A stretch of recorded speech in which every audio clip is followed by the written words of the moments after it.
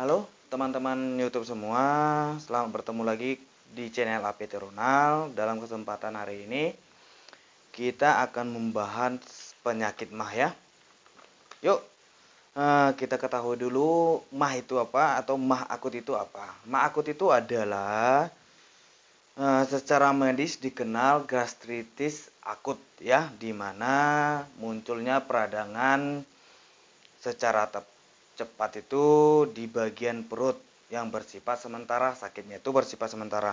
Namun jika dibiarkan secara terus-menerus, mungkin akan timbul gejala yang lebih serius lagi. Apabila tidak ditangani, penyakit MAH akut ini bisa menjadi kronis. Namun, MAH kronis jika sudah lama tidak kambuh, itu dan kemudian kambuh lagi, itu dia bisa dikatakan MAH akut ya. Kenapa bisa dikatakan MAH akut? Karena dia ada rentan, misalnya berapa bulan kemudian baru kambuh lagi.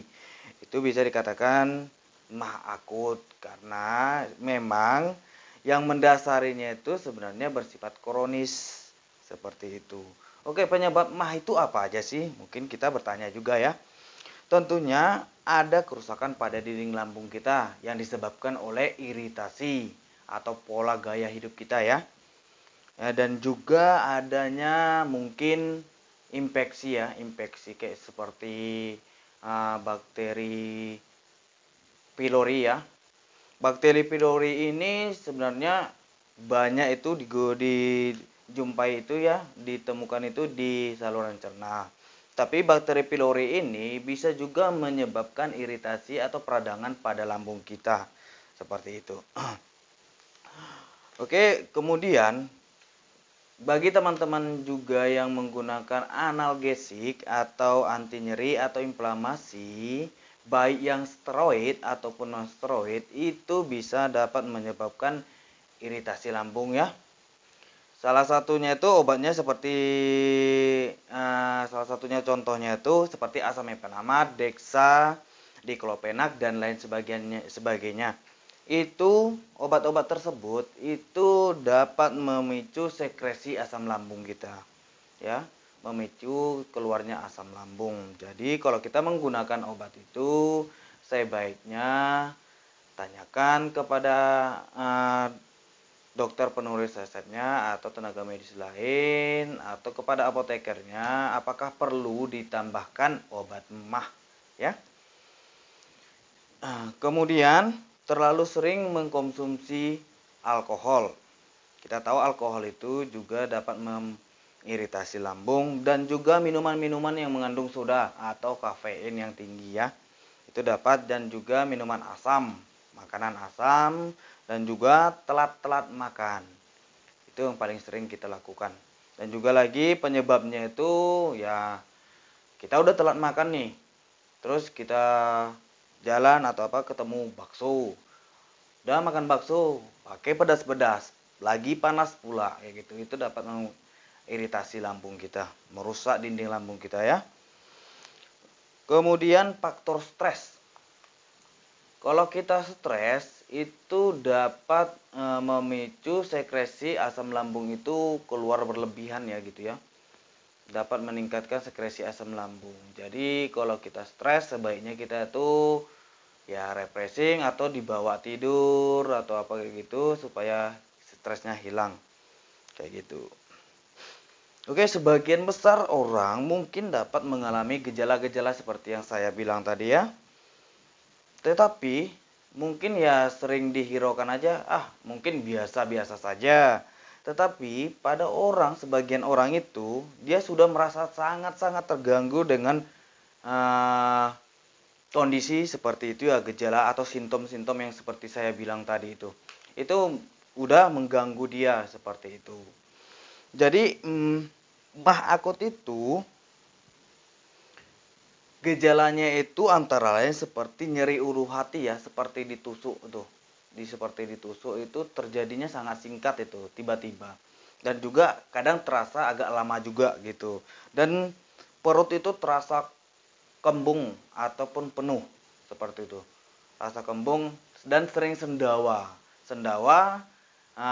Tetapi buang angin itu jarang. Itu kembung itu disebabkan oleh penumpukan gas di lambung kita ya. Jadi kita dari gara-gara kita penumpukan gas itu di lambung itu, kemudian kita sering sendawa atau GER ya. Itu sering sendawa, kemudian gejalanya itu sering pusing, mual, bahkan sampai muntah. Kemudian perut itu, kita di bagian perut itu, bagian atas perut itu kita terasa seperti panas terbakar gitu ya. Panas. Terus BAB kita itu warna hitam, dan yang gejala yang lebih seriusnya itu yang udah parah itu biasanya terjadi bleeding ya, ataupun muntah darah. Darahnya itu biasanya bergumpal. Itu udah terjadi iritasi yang sangat kuat di lambungnya, yang udah sangat parah. Itu biasa terjadi seperti itu. Mungkin jika teman-teman mengalami seperti yang saya bilang tadi, gejala-gejala yang seperti saya bilang, mungkin teman-teman bertanya, apa sih makanan-makanan yang harus dihindari jika kita sudah mengalami gejala-gejala seperti itu. Yang penting harus dihindari itu adalah makanan-makanan panas, yang pedas dan juga asam.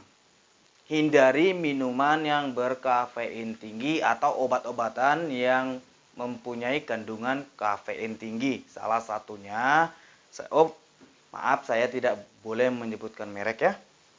Nanti dianggap promosi atau apa, atau memburukkan produk orang. Itu gak boleh ya. Kemudian juga kurangi makanan yang berminyak, terutama malam hari. Terkadang kita kan mau begadang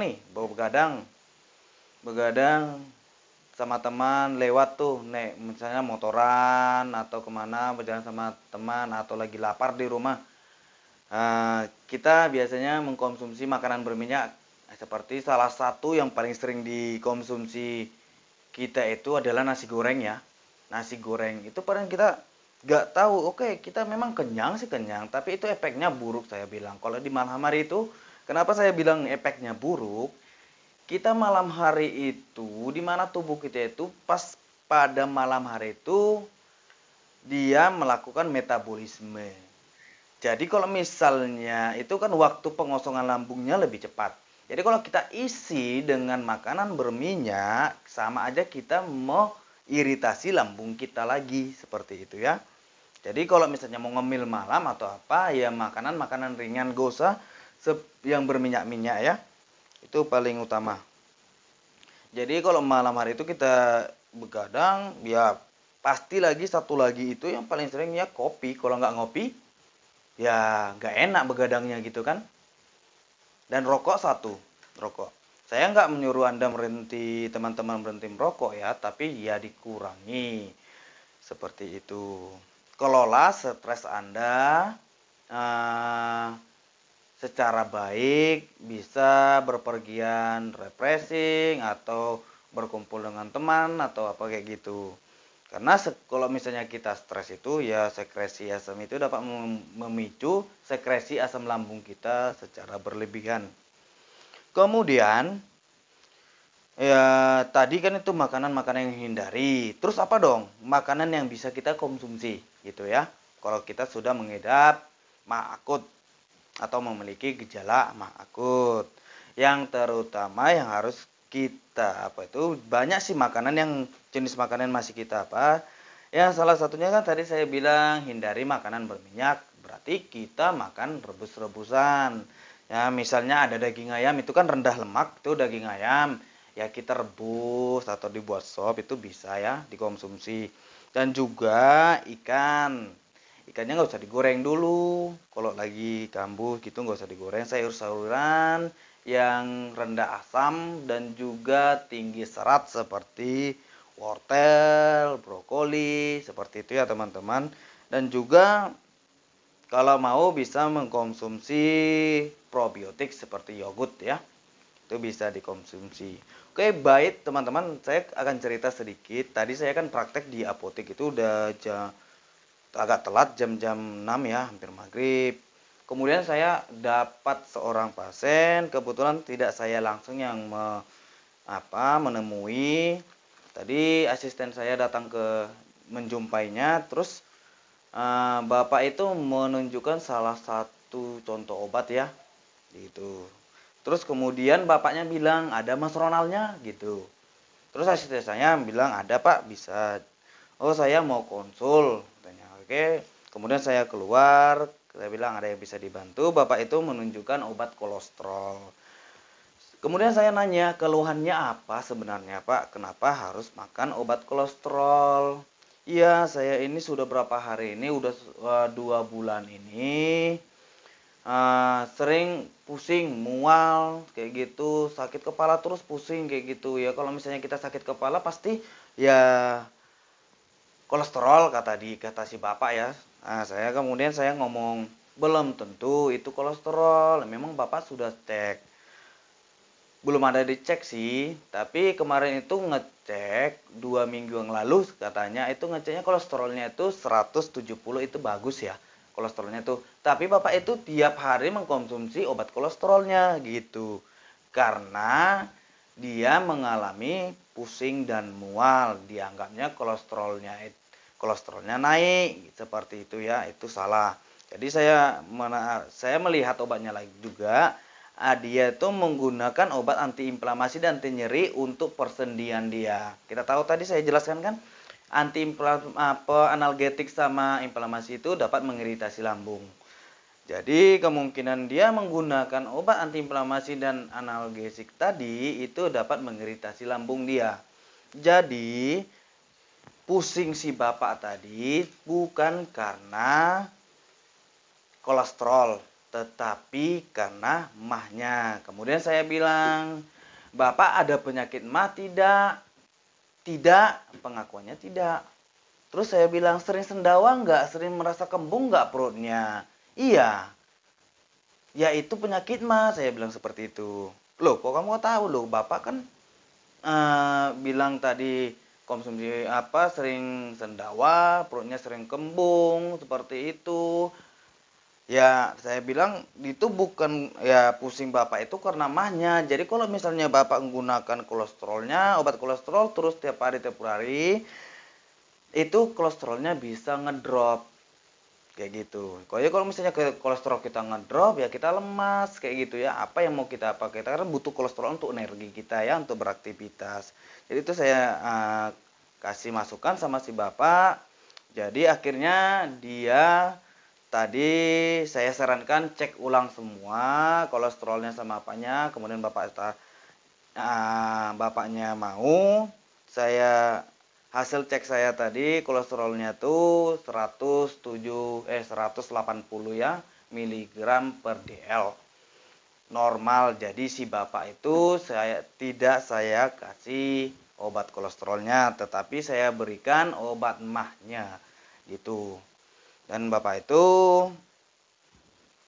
mungkin saya bilang jika kebiasaan buruk bapak diulangi, bapaknya itu sering bergadang malam-malam, katanya dia jaga ronda, ngopi, merokok, bapaknya udah umur 55 tahun.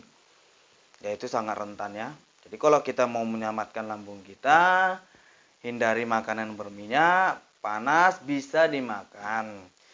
Dan kalau Anda mengalami gejala-gejala seperti yang tadi saya katakan, kalau bisa sesering mungkin makan, walaupun sedikit, kita sesering mungkin makanlah kayak gitu.